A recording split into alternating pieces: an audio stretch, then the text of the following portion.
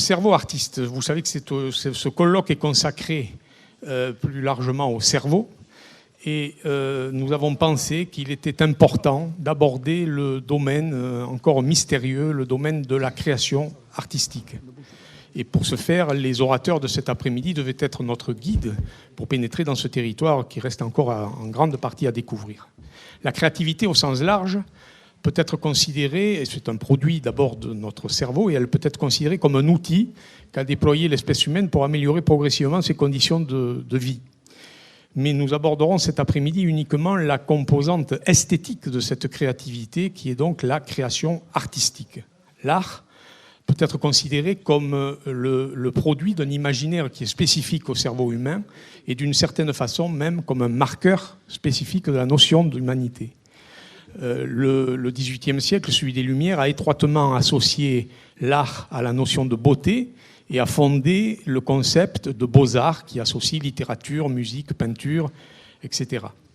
Limiter la créativité humaine à sa seule dimension esthétique qui est la création artistique est peut-être réducteur, mais ça nous permet de l'appréhender mieux comme le produit d'une pensée en action et comme l'émanation de l'intellect et de la sensibilité du cerveau humain. À ce titre, il nous paraissait particulièrement intéressant de reconnaître les mécanismes neuropsychologiques qui interviennent dans la conception, dans l'élaboration et dans la production d'une œuvre d'art, de connaître aussi sur quelle base anatomophysiologique ils reposent, quels sont les facteurs héréditaires qui peuvent les déterminer, quels facteurs acquis peuvent les influencer. Et c'est en ce sens que l'intervention du professeur Bernard Le Chevalier, qui aura lieu tout à l'heure, était particulièrement intéressante, car elle aborde, à partir de l'exemple d'un artiste particulièrement créatif, qui était Mozart, elle aborde justement ce domaine de la créativité musicale en particulier. Mais nous aborderons aussi au cours de cette séance l'important problème des facteurs psychopathologiques qui peuvent affecter les artistes, en pensant au célèbre aphorisme d'Aristote, il n'y a pas de génie sans un grain de folie. Nous nous poserons la question éternelle de savoir quels sont les rapports entre ce qu'il était convenu d'appeler le génie et ce qu'il était convenu encore il y a peu d'appeler la folie. Et le docteur Étienne Quénan, qui est là, nous abordera donc le problème des troubles mentaux chez les écrivains, chez les penseurs comme Nietzsche, comme Dostoïevski, comme Proust, et il permettra ainsi de mettre en résonance, de mettre en perspective leurs affections psychopathologiques avec leur formidable production intellectuelle. Et en fin de séance, le professeur François-Bernard Michel nous parlera de Vincent van Gogh, de la créativité chez Vincent van Gogh et des affections psychopathologiques dont il était porteur et qui ont donc influencé à la fois sa vie et son œuvre picturale.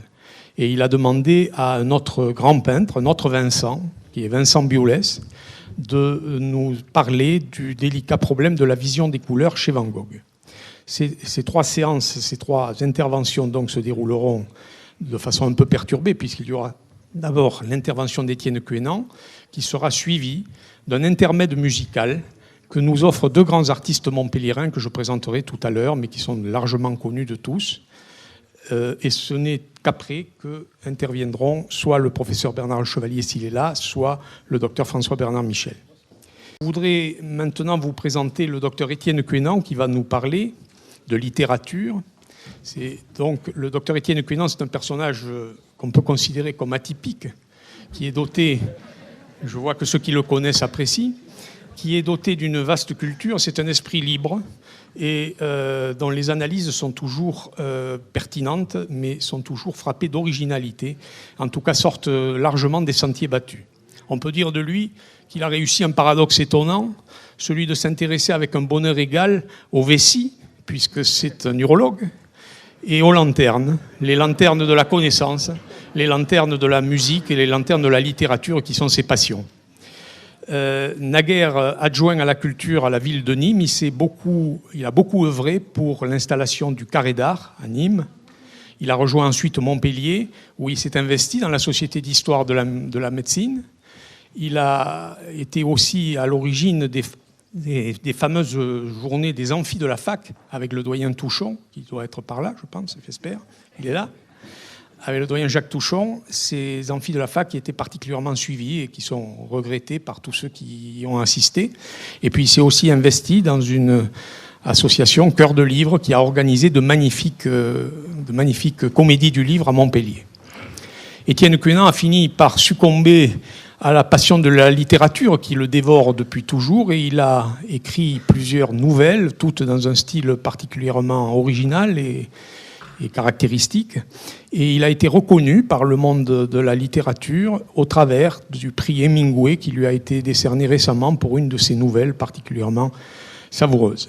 Voilà, c'est donc à ce membre atypique et attachant de l'Académie des sciences et lettres de Montpellier que je donne la parole pour qu'il nous parle de littérature. Il a choisi de nous parler du cerveau d'un penseur, Nietzsche, et du cerveau aussi d'écrivains comme Proust et comme Dostoïevski. Donc, Étienne Quenant, la parole est à vous.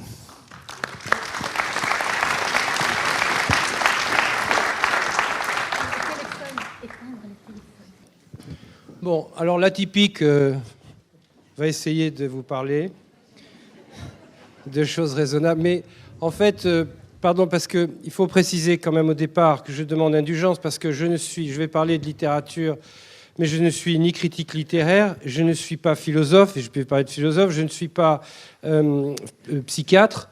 Donc voilà, c'est simplement le travail d'un amateur qui s'intéresse à ces gens-là, parce que c'est vrai que dans l'histoire de la médecine, il y a une part qui est réservée aux pathologies de gens célèbres. Le plus souvent, ce sont des hommes politiques, en général des généraux, parce qu'on leur retrouve beaucoup de folie. Mais il y a aussi, bien entendu, les écrivains, les artistes en général. Alors, j'ai intitulé, en fait, voilà, cette conférence « Les pensées sont les confessions du corps », qui est un aphorisme de Nietzsche, parce que... effectivement, il doit bien y avoir chez ces gens-là une expression dans leur travail de pensée de ce qui vient de leur propre corps. Alors au début, je pensais ne m'intéresser qu'à Dostoïevski à Proust et à Nietzsche, mais en fait, c'était un peu réducteur parce que c'est deux célibataires, deux artistes maudits, géniaux, etc. Donc j'ai rajouté un troisième élément qui est Dostoïevski, comme on rajoute un troisième enfant dans un couple pour mettre un peu de Bronx dans la famille. Et pourquoi j'ai fait ça ? Parce que, au fond, les deux premiers, ce sont d'authentiques malades qui sont attrapés, captés par la littérature, et par elle, ils vont essayer de dépasser leur maladie, tandis que le premier, Dostoïevski, c'est quelqu'un qui est un authentique écrivain, qui est lui qui est attrapé, corrompu par la maladie. Et enfin, petit détail, ça va de 1821 à 1922, pratiquement 100 ans pour ces trois-là. Donc je commence par Dostoïevski, qui est avant tout, je vous l'ai dit, c'est un écrivain. Et c'est un écrivain talentueux, puisque à 25 ans, il publie un livre qui s'appelle Pauvres gens, qui est un livre qui est déjà d'emblée remarqué par le célèbre critique qui s'appelle Bielinski, lequel Bielinski en fait déjà le futur Gogol. Et donc, c'est quelqu'un qui mène une vie exaltante, mouvementée, engagé dans la cause littéraire, dans la cause même syndicale, si je puis dire, des écrivains. Et donc, tout semble aller pour le mieux pour lui. Mais voilà, malheureusement, il y a l'histoire de la fameuse lettre que je ne vais pas raconter en totalité, mais en gros, il a fait partie d'une petite secte un peu socialiste qui est contre, bien sûr, la façon dont le tsar mène le pouvoir et l'Église orthodoxe, la religion. Ils se réunissent régulièrement et un jour, à l'occasion d'une réunion où on lit la célèbre lettre, le pouvoir est là à la Gachon et bien entendu, tous les gens qui ont participé à cette séance sont arrêtés. Les uns font l'objet de simulacres d'exécution. Quant à Dostoïevski, il va aller au bagne. Il va aller au bagne en 1850, donc il a déjà presque 30 ans. Et c'est ce qui va fondamentalement changer sa vie, parce qu'il va rencontrer deux choses au bagne. D'abord, il va rencontrer les criminels avec lesquels il va vivre. Ce n'est pas du tout son histoire à lui au départ. Et finalement, tous ces gens qu'il rejetait au départ, il va se mettre à les aimer profondément. Et il va penser qu'il n'y a pas de possibilité que tout le mal peut passer dans une espèce de rédemption et que le bien, finalement, ne peut s'acquérir que par rédemption du mal une fois qu'on est passé, presque par une espèce de passage obligé. Donc il dit d'ailleurs lui-même, le bagne fut pour moi un long temps d'école. Et puis, donc, il va connaître finalement le bien et le mal, parce que ça occupe une place très importante dans son travail. Et puis, il va connaître la souffrance, parce que c'est là que se déclenche sa première crise d'épilepsie. Alors, je ne vais pas rentrer dans cette épilepsie, qui a été très bien décrite par le neuro-épileptologue Gastaut. C'est surtout des crises grand mal, c'est-à-dire des crises qui vous laissent après avec une espèce d'hébétude post-critique qui vous empêche de travailler, et c'est ça qu'il redoute le plus, et il va redouter évidemment que s'installe un état de démence qui l'empêchera de travailler. Cette crainte de l'état de démence est commune aux trois, on le verra. Donc cette crise d'épilepsie, lui, il les classe de faible à très forte en 5 étapes. Ses biographes en ont compté à peu près 440 dans sa vie, ce qui est beaucoup, parce que ça dure longtemps, une crise d'épilepsie, ça vous laisse sur le carreau pendant pas mal de temps, et il a dû certainement en avoir beaucoup plus. Les circonstances déclenchantes, eh ben, c'est toujours pareil, c'est l'alcool, le surmenage, les émotions, etc. Donc, Dostoïevski, comment est-ce qu'il prend ces crises d'épilepsie? C'est-à-dire, comment il accepte cette maladie ou pas? Bien, finalement, il accepte pas si mal que ça, à part le fait dont je viens de vous dire, de la crainte d'une démence post-critique qui s'installe. En fait, la crise en elle-même, c'est la souffrance. Il commence de connaître la connaissance, mais la souffrance, pour Dostoïevski, comme chez Nietzsche d'ailleurs, elle est indispensable pour se construire. On ne peut pas se construire, on ne peut pas acquérir la connaissance, on ne peut rien acquérir tant qu'on n'est pas arrivé à maîtriser et à dépasser sa propre souffrance. Et puis, il y a les auras. Les auras, c'est ce moment qui précède la crise, dans lequel il a l'impression qu'il domine le monde, qu'il domine son travail, qu'il domine ses personnages, et ça, pour rien au monde, il ne voudrait s'en séparer.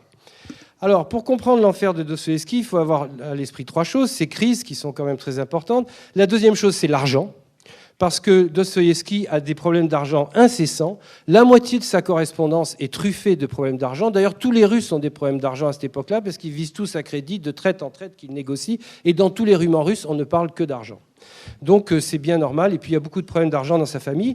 Donc ça l'oblige aussi à travailler beaucoup, parce qu'on envoie ce que l'on écrit à des journaux et on publie en feuilleton avant de publier chez un éditeur, donc il faut cravacher. Et puis il y a aussi le fait qu'on envoie des synopsis à des éditeurs en attendant une espèce d'avance sur recette. Donc ça oblige à travailler beaucoup. Et puis il y a une troisième chose, c'est le jeu. Et le jeu, il a contracté l'addiction du jeu à Wiesbaden, il est allé prendre les eaux pour la cure, pour essayer d'apaiser un peu ses crises. Et voilà que il est allé jouer un soir, il a gagné, malheureusement. Voilà, malheureusement, il a gagné. Et comme il a gagné, bien sûr, il a tout reperdu dans l'heure qui a suivi, mais il est persuadé que c'est un moyen, il a toujours des problèmes d'argent, de se refaire. Il écrit à Anna Grigorovna, qui est sa deuxième femme, qui l'a beaucoup aidé pour installer son travail. Il lui dit, voilà, tu sais, c'est simple, finalement, il faut jouer peu, mais il faut jouer tout le temps. Évidemment, ça ne marche jamais.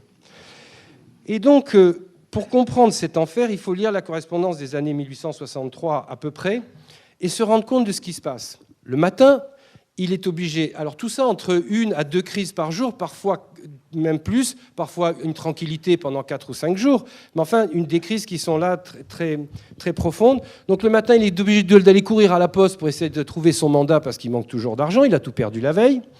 Le matin, il se met à l'écriture de la nouvelle qui s'appelle Le Joueur.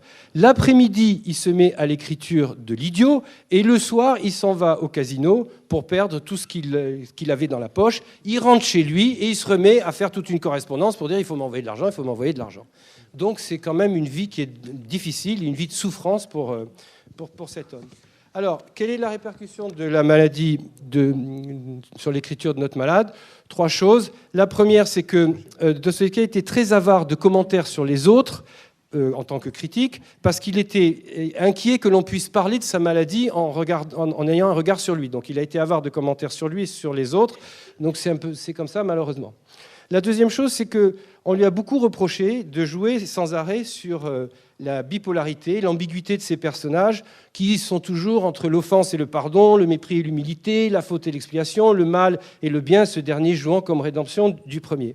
Et c'est vrai qu'à l'inverse du roman classique du XIXe siècle, où on campe les personnages petit à petit les uns derrière les autres, éléments perturbateurs au passage s'il faut, et puis on les amène comme ça tout doucement le long du récit, lui, il flanque tous ses personnages en même temps, Et c'est ce qui fait dire au grand critique de l'œuvre de Dostoïevski, qui s'appelle Mikhail Bakhtin, qu'il compose son œuvre comme un roman polyphonique. Et effectivement, tous les personnages sont mis en avant et chacun joue sa propre musique qui s'éteint par moments ou qui est exactement comme dans une écriture de fugue avec des thèmes à l'endroit, à l'envers, en contrepoint, etc. Et donc, ça, c'est très important parce que c'est vraiment à lui, ce genre d'écriture. Et je pense que ça vient certainement de sa maladie, qui en fait un homme nouveau au décours de chaque crise, dont il ne sait pas très bien là où ça va le mener pour l'avenir. Donc je pense que c'est pour ça qu'il a cette façon de faire. Et en plus, le grand problème qu'il a toujours entre le bien et le mal et la souffrance. Enfin, l'épilepsie, elle est très présente dans l'œuvre de Dostoïevski. Il y a deux sortes d'épilepsie chez Dostoïevski. Il y a une épilepsie qui est rédemptrice, qui est salvatrice, qui magnifie, c'est celle de l'idiot. Et d'ailleurs, c'est bien une crise d'épilepsie qui sauve le prince Mishkin quand Rodogin veut aller l'assassiner. L'autre est tellement effarouché de ce qu'il voit devant lui que, bien entendu, il range son couteau et il passe son chemin. Et cette maladie, en plus, il en fait un être c'est un adolescent, un être très naïf, extrêmement fragile, avec des éclairs de lucidité qui vont souvent bien au-delà de son âge, un personnage quasi christique qui pense que la beauté pourra sauver le monde. Et je pense que c'est un des personnages les plus réussis de la littérature, du moins parce qu'il est irrépressiblement attachant. Je vois pas. Enfin, c'est vraiment des personnages qui vous marquent pour toute une vie. À l'inverse, il y a l'épilepsie punition.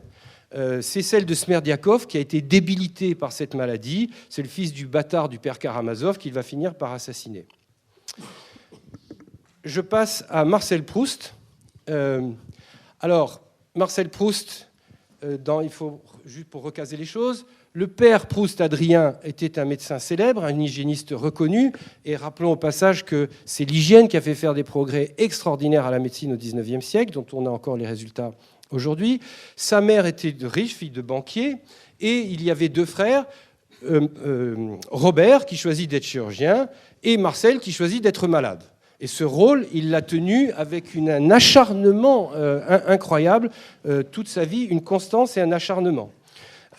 Sa correspondance, d'ailleurs, est un lamento permanent sur son état de santé. C'est 21 tomes dans ce qui a été publié par Kolb, mais si vous ouvrez au passage, vous verrez qu'une lettre sur deux, c'est un lamento. Alors, je plagie pour vous, pour dire ce qu'il dit à chaque fois. C'est donc sur cet état de mauvaise santé dans lequel il attend un peu d'apitoiement, peut-être. Et il dit, alors ça pourrait être ça, c'est « Ah, cher ami, si ma santé m'en laissait le loisir, j'aurais eu tant plaisir à vous rendre visite pour vous dire combien j'ai trouvé votre lettre, votre envoi ou votre sourire l'autre soir chez la princesse Mathilde, si charmant que je compte bien sur lui pour me redonner courage chaque jour que je suis un peu plus débordé par la tâche et la maladie. » Voilà, c'est ça tout le temps, tout le temps. Et pourtant, Proust n'est pas du tout un malade imaginaire. Il a contracté un asthme à l'âge de l'enfance. Et normalement, je parle sous le contrôle de François Bernard Michel, ces asthmes de l'enfance ont plutôt tendance à disparaître à l'âge adulte, ce qui n'a pas été malheureusement le cas pour lui. Cet asthme, il a été pris très au sérieux par sa famille et par son père notamment. Et alors, à ce moment-là, il se passe une chose, c'est que finalement, ce jeune Marcel va se rendre compte qu'il ne pourra pas faire comme on fait dans les familles habituelles où l'aîné embrasse la carrière du père. Lui va se rendre compte que ce n'est pas possible et finalement il va échanger son droit d'aînesse avec son frère Robert, non pas finalement contre un plat de lentilles, mais peut-être plutôt contre les jupons de sa mère, encore que les relations entre Marcel Proust et sa mère sont beaucoup moins comment dirais-je, sirupeuses et tendres qu'on peut le voir dans le narrateur de la recherche. Mais enfin, donc, à partir de ce moment-là, il est débarrassé de cette histoire, ce qui lui va très bien. C'est un adolescent tout à fait enjoué, joyeux, qui s'amuse beaucoup, qui est très érudit, très jeune, qui travaille beaucoup très jeune et qui devient rapidement la coqueluche du tout Paris. Il donne à 17 ans des dîners somptueux chez lui, avec le tout Paris. Les parents payent, bien sûr, la mère est riche, mais les parents sont complètement ébahis de voir cet enfant faire rentrer tant de monde dans leur appartement. Très rapidement aussi, ces émois sont... Donc, derrière ce dandy, quand même un gros travailleur déjà. Ces émois sont rapidement masculins, d'où ses amitiés avec Reynaldo Hahn, Lucien Bizet, Lucien Daudet, le fils Bizet, Bibesco, etc. D'où, donc, à côté de ces crises d'asthme, la révélation de son inversion, dont il dit lui-même que c'est une maladie qu'on ne choisit pas. Et je voudrais simplement insister un peu sur cette histoire de l'inversion, parce que c'était considéré comme une authentique maladie, mais pas seulement au XIXe siècle, encore jusqu'à la moitié du XXe siècle. Parce que quand le philosophe Georges Canguilhem publie son livre, qui est en fait sa thèse sur le normal et le pathologique, eh bien, l'incipit est le suivant. Il dit « Les problèmes des structures et des comportements pathologiques est immense. Un pied-bot congénital, un inverti sexuel, un diabétique, un schizophrène posent des questions innombrables. » Donc, c'est quand même très présent, cette histoire, et c'est vraiment une maladie. Nous ne le voyons plus comme ça. Bien sûr, plus l'âge avance, plus il travaille, et il va mettre en place déjà tout ce qu'on va retrouver après dans son œuvre. Mais plus il avance, et plus l'asthme est présent. Dans les années 1900, il a lu de Brissot, qui est un professeur de médecine, qu'il appelle B d'ailleurs dans la recherche. Il dit qu'il a lu les amis, et il écrit, et c'est pas du tout rassurant, et il écrit à un de ses amis, Hauser, il lui dit « L'asthme comme l'épilepsie, semble en vérité choisir quelques victimes pour leur faire payer l'invulnérabilité des autres. La névrose cesse d'être protectrice. » Et il ajoute, la névrose cesse d'être protectrice. C'est quand même bien anticipé. Et il ajoute, je viens de lire dans Brissot que chaque crise qui se redonne détraque je ne sais quoi dans l'organisme et hâte le moment final. Donc il est quand même inquiet par cette histoire. Et s'ajoute à cette chose deux craintes. La crainte d'une maladie cérébrale qu'il mènerait à la déchéance humaine, d'où les automédications, avec parfois un peu d'excès dans l'automédication et des petits troubles qu'il décrit. Et la deuxième chose, c'est la hantise de la maladie contagieuse, qui est complètement obsessionnelle chez lui. Et on a des témoignages. On le voit en 1904, il fait une croisière sur le yacht Hélène. Il a un grand chapeau comme ça. Il est entouré de cachemire, de machin. On est en plein mois d'août, bien entendu. Et il a une espèce de voilette d'apiculteur devant les yeux. Ailleurs, quand il est sorti de plusieurs jours de crise qui l'ont vraiment menacé, il écrit à Reynaldo Hahn, écoute, je ressortirai avec toi demain, on ira faire un tour en calèche, mais je ne respirerai pas, dit-il. Mais je ne respirerai pas. Et puis, il y a aussi cette chose qui est magnifique, qui est qu'en 1920, il a fait installer chez lui une étuve à formol où il passe toute la correspondance entrante chez lui parce que la fille de la concierge avait eu la rougeole. Voilà. Au cours des années, donc, les crises s'aggravent, ce que l'on voit bien sûr dans la correspondance. La mort de la mère en 1906, c'est important parce que c'est là où vraiment ça va pour lui permettre enfin de pouvoir publier son travail plus tranquillement.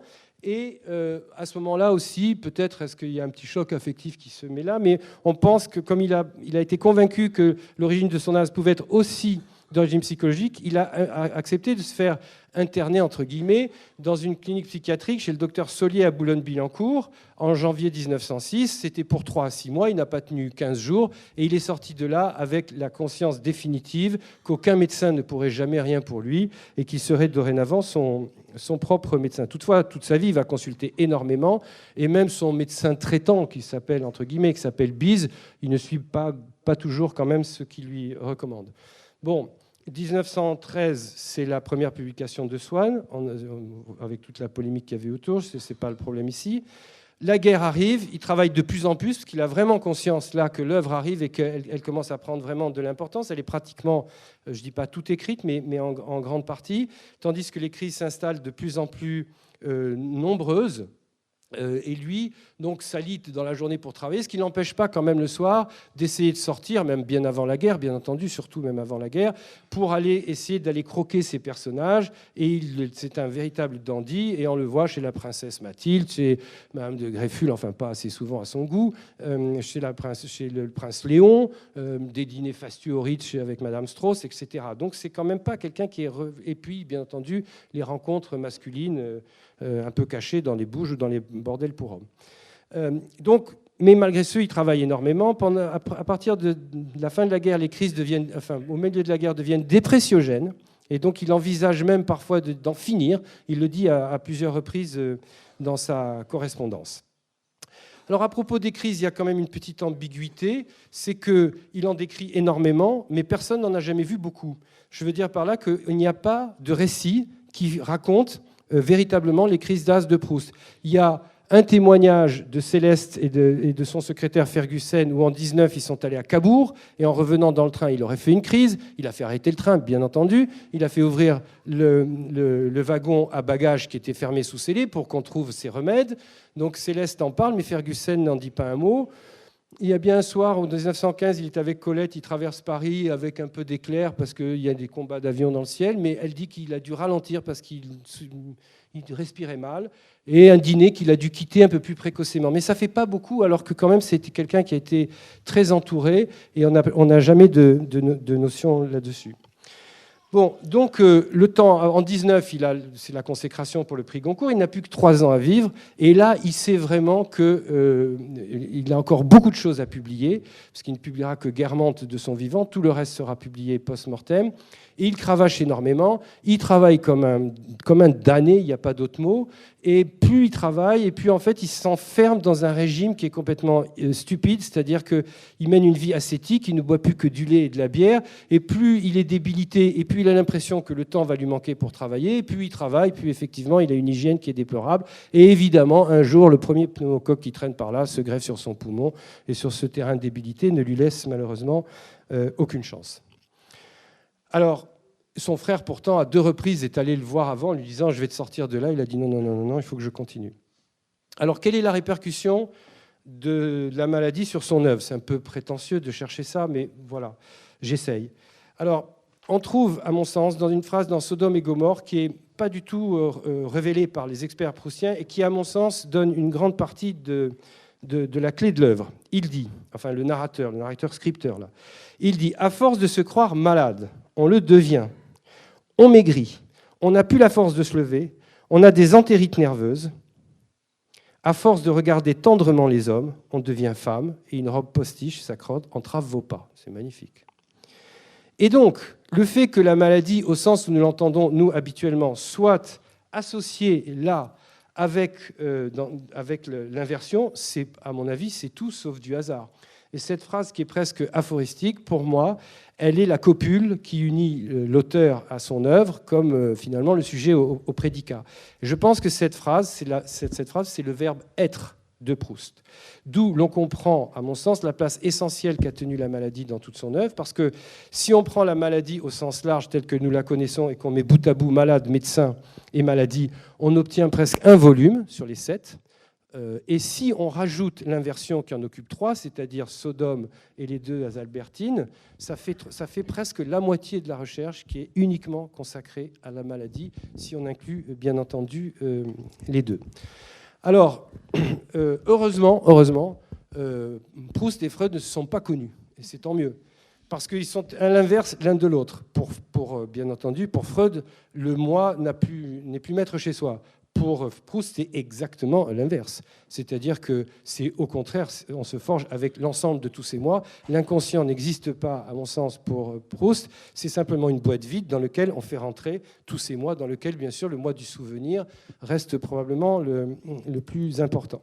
Et puis, c'est aussi une des premières auto-analyses qui est encore plus forte que celle de Rousseau dans les Confessions, c'est vrai, mais parce que là, il y a un double rôle du narrateur qui, en même temps, qui regarde et puis qui vit aussi les choses, où il va chercher quand même au plus profond de lui, et alors sans aucune pudeur, si je puis dire, mais dans le bon sens du terme, ce qu'il faut dire et raconter. Et en même temps, si vous ajoutez, bien entendu, qu'il s'agit de l'analyse aussi d'une société aristocratique en plein déclin et qui ne se rend absolument pas compte du déclin qu'elle est en train de vivre, voilà, vous avez quand même quelqu'un qui est un authentique analyste. Alors, moi, je pense qu'on peut lire Proust comme on veut, mais on peut aussi le lire médicalement.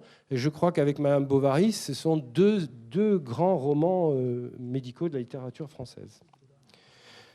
J'ai l'impression qu'elle ne marche pas, ma montre. Ça fait combien de temps, Élisée? Je suis à combien de temps? Ça va? Non, ça va.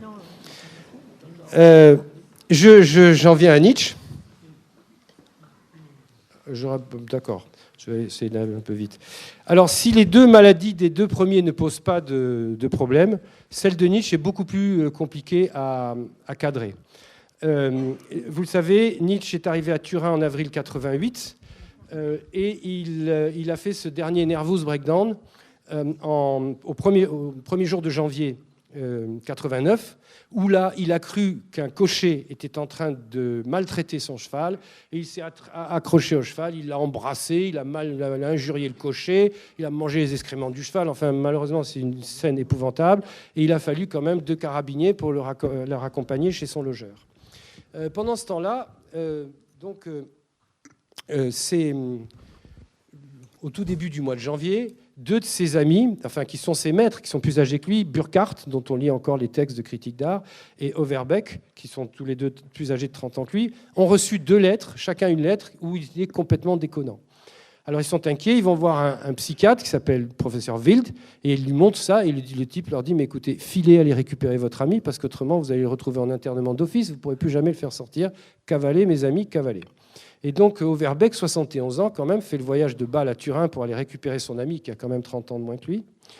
Et donc il dit, et on l'amène chez le logeur, il trouve Nietzsche et il dit voilà, il me voit, il se jette sur moi en m'alançant avec véhémence, il m'a reconnu, il fond en larmes, retombe sur le sofa pris de convulsions.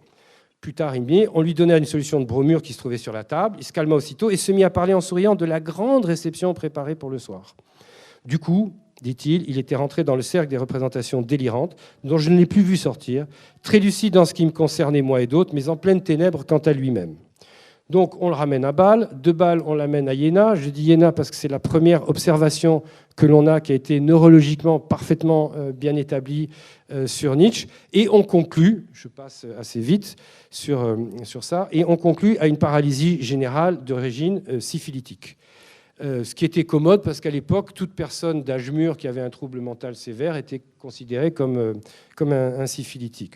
Et d'autre part, parenthèse, ça permettait aussi, pour la suite, d'en faire l'œuvre d'un dégénéré. Donc Nietzsche va disparaître 10 ans plus tard, ne se remettra jamais de cet accident, va mourir 10 ans plus tard d'une infection pulmonaire, enfin peu importe, mais il a disparu de la scène. Et cet effondrement terminal est en fait précédé par la perte d'une notion du réel, avec des accès de centralité de plus en plus fréquents, parce qu'il écrit dans ces dernières années, 88, il écrit que toutes les femmes le reconnaissent dans la rue, bizarre. Il demande à son éditeur de tirer Ecce Homo à 2 millions d'exemplaires. Il assassine Wagner, au passage Wagner, en disant « Wagner n'a mis en musique que des dossiers médicaux », comme s'il était passé chez Ruquier. Enfin, bon. Et enfin, la dernière de ces considérations a pour titre, donc dernière considération, l'antépénultième de ces fragments posthumes, c'est pas rien. Il dit « Maintenant que le Dieu ancien est aboli, je suis prêt à gouverner l'univers ». Tout ceci est complètement aux antipodes de la pensée de Nietzsche, qui effectivement, plus le temps avance, plus elle se centralise, mais qui est quand même très, très bien construite. Alors, Nietzsche avait-il la syphilis? La réponse, c'est non. D'abord parce qu'il n'a jamais connu de femme et peut-être qu'il est mort puceau.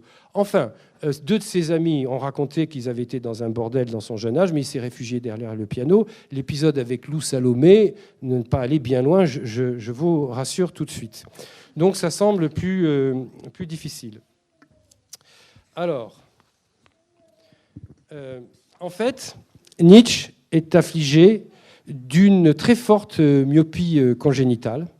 Et il n'a qu'une seule trouille, c'est parce qu'il a vu son père mourir, il pensait que son père était mort d'un accès de folie, et il avait peur d'avoir à prendre sur lui cette charge héréditaire, alors que vraisemblablement le père serait plutôt mort d'une tumeur cérébrale, du moins selon le biographe Kurt Paul Jans. Voilà. Donc il fait des études très sérieuses, mais c'est lui aussi, comme les 3 autres, c'est un autodidacte. Il va rentrer à 23 ans, il va être nommé professeur de philologie à l'université de Bâle. Il n'a aucun diplôme, mais il a une telle connaissance de tout qu'on l'admet sans sourciller. Alors, à partir de ce moment-là, les crises deviennent de plus en plus violentes. C'est des crises migraineuses épouvantables, avec l'aura, la photophobie, le vomissement. Elles durent 10 heures, c'est ce qu'il dit, mais elles peuvent être subintrantes. C'est-à-dire qu'il peut en faire 4 d'affilée, ou de temps en temps, bien entendu, il peut être un peu mieux. Ces crises sont tellement importantes qu'en 77, il va demander une année sabbatique, et en 79, il va s'arrêter de travailler parce qu'il ne peut plus assurer ses cours. Et à ce moment-là, il va devenir un véritable SDF parce qu'il n'aura plus de domicile fixe et il va essayer d'aller là où sa santé sera, là où il se sentira le mieux. Ça veut dire surtout le pourtour méditerranéen et un peu l'Engadine l'été.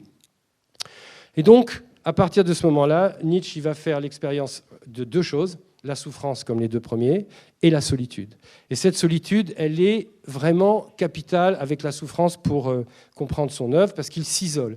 Et il dit qu'il est seul, parce qu'il écrit à Rhodes, son ami, parce qu'il quand même, il y a une correspondance qui est importante, hein, il écrit tous les jours. Et il lui dit « Dieu, que je suis seul ». Mais en même temps, il dit qu'elle lui est indispensable. Il dit mes expériences des dernières semaines m'ont confirmé que mon refus de nouer aucune relation à Gênes pendant 2 ans a été le principal facteur de mon rétablissement physique. Bien sûr, rétablissement physique que 3 jours plus tard, il dénie, bien sûr, parce que les crises reviennent. Mais au fond, il dit quand même, c'est une chance quand on peut venir à bout de soi dans la solitude. C'est qu'il y est vraiment enfermé là-dedans et qu'il est... je ne dis pas qu'il s'y complaît, mais qu'il sent que c'est sa nécessité. Et donc, souffrance et solitude, je n'invente rien, il dit, la souffrance profonde fait de nous des aristocrates. Elle isole.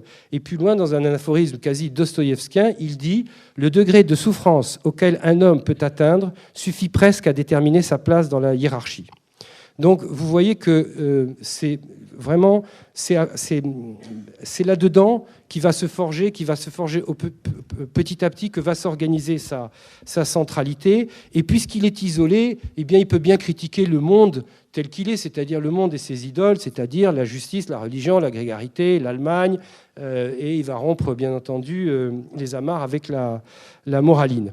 Et donc, plus il avance, plus il s'auto-individualise, et on voit bien que sa rupture avec Wagner en est la prescience. Il quitte le radar de Schopenhauer, de la même façon qu'il quitte celui du romantisme et de l'idéalisme, pour finalement formater tous les jours son acuité individuelle et devenir, comme il dit lui-même, un rongeur d'idées. Alors, c'est dans ces accès de souffrance permanents, et on vient de publier la correspondance de 80 à 84, c'est incroyable, le pauvre, ce qu'il souffre. Il dit que personne ne peut le comprendre aujourd'hui et qu'il ne pourra être compris que bien plus tard. Et donc, voilà, petit à petit, isolé de plus en plus, il règle ses comptes avec le monde et il s'en éloigne de plus en plus jusqu'à l'accès de centralité finale. Alors, qu'est-ce que c'était la maladie de Nietzsche? C'est compliqué. Il y a notre confrère Roger, qui est psychiatre à Marseille, fait paraître un livre il y a une dizaine d'années dans lequel il penche pour une bipolarité, c'est-à-dire un syndrome maniaco-dépressif avec des phases très courtes entre les aspects maniaques et les crises. C'est assez vrai, c'est assez séduisant, parce qu'effectivement, il a changé de domicile sans arrêt. Il y a des accès maniaques. Par exemple, en pleine euphorie, il dit qu'il a écrit le Zarathustra en 10 jours, dans les années 84. Bon, ça fait bizarre, quoi, pour quelqu'un qui est tout le temps comme ça au fond du trou. Et c'est vrai que dans les fragments posthumes où il écrit son journal, on voit que quand il est au fond du trou, c'est pour écrire. Et puis dès qu'il ressort dans des accès un peu plus maniaques, il veut tout refaire toute la taxinomie de son œuvre. Alors, je finis pour dire finalement quels sont les points communs de nos 3 auteurs. Eh bien, si leurs pathologies ont des origines différentes, la résultante, c'est la souffrance au quotidien, avec un état dépressif, la crainte que l'état dépressif les mène vers la démence, et l'état dépressif étant apprécié par l'idée chaque fois pour les uns des accès de mélancolie où ils disent qu'ils pourraient bien finalement en finir. Et donc, phrase de Nietzsche qui vaut pour tous les autres, il dit « Tout ce qui a été donné à l'homme de profondeur, de mystère, de masque, d'esprit, de ruse, de grandeur, n'a-t-il pas été acquis par la souffrance, par la discipline de la grande douleur ?» Le deuxième point commun, c'est qu'ils ont tous compris que la médecine et les médecins ne pourraient strictement rien pour eux. On peut comprendre, on est au milieu du 19e siècle, c'est pas quand même une époque où la médecine est très victorieuse, mais quand même, c'est pas tout le monde qui réagit comme ça. La troisième chose qui est absolument incroyable, c'est la puissance de travail tout à fait inattendue dans ce genre de syndrome où quand nous voyons, nous, nos malades tous les jours qui sont dépressifs, il faut presque aller leur acheter le ticket de car pour qu'ils rentrent chez eux. Donc là, c'est tout à fait étonnant. Enfin, la maladie, quatrième chose commune, la maladie les isole. Et finalement, c'est dans ce confinement, dans cet enfermement que se poursuit l'œuvre. Et je pense que la conscience de l'œuvre à bâtir, c'est ça leur véritable cravache. D'où l'obsession du travail qui devient centrale, et d'où le mode de vie qui l'accompagne, qui est complètement désadapté et renforcé par l'automédication. Alors, Quelle explication on peut en donner? Ça, c'est plus difficile. Reprenons les titres. Les pensées sont les confessions du corps. Donc il est normal qu'on trouve dans leur œuvre une certaine partie de leur maladie. Mais je pense aussi en même temps que cette dichotomie de Descartes entre d'un côté l'esprit et de l'autre côté le corps est complètement obsolète, du moins chez eux. Ça, c'est sûr et certain. Et au fond, qu'est-ce qui se passe? Ce sont des gens qui sont malades, qui sont très malades, et le seul territoire qui est sain dans leur corps, c'est cette partie du cerveau qu'ils peuvent arriver à développer et qu'ils peuvent arriver à muscler comme un sportif, finalement, va toujours répéter tous les jours le même geste, le même machin, pour conforter ce qu'il sait faire et l'améliorer de jour en jour. Eh bien, ils essayent d'hypertrophier tous les jours cette partie saine de leur corps pour pouvoir dépasser la partie qui ne l'est, bien entendu, pas du tout. Et c'est vrai que c'est une explication, mais elle vaut ce qu'elle vaut. Je n'en sais rien du tout. Alors, quel cerveau faut-il pour travailler dans ces conditions? Moi, je ne le sais pas, et de vous à moi, j'espère qu'on ne le saura jamais. Et je voudrais terminer sur la chose suivante en disant, faisons attention de ne pas pathologiser le génie. Parce que à expliquer un génie par une maladie, on l'excuse, on le rend commun, puisque toute maladie, fût-elle orpheline, elle finit un jour ou l'autre par devenir banale. Moi, je pense qu'ils sont géniaux. Un point, c'est tout. À nous de garder l'esprit critique sur l'œuvre et de garder toujours à l'esprit que les pensées sont les confessions du corps. Je vous remercie.